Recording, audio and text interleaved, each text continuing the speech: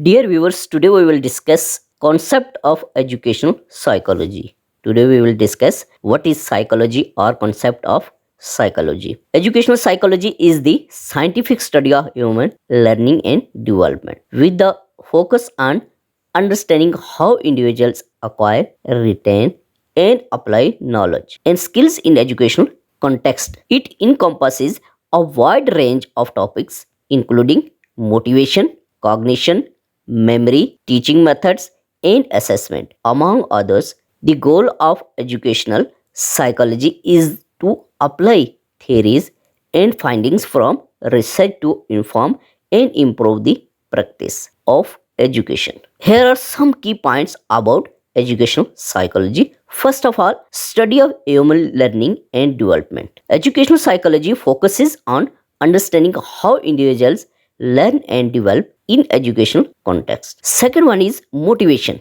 very important.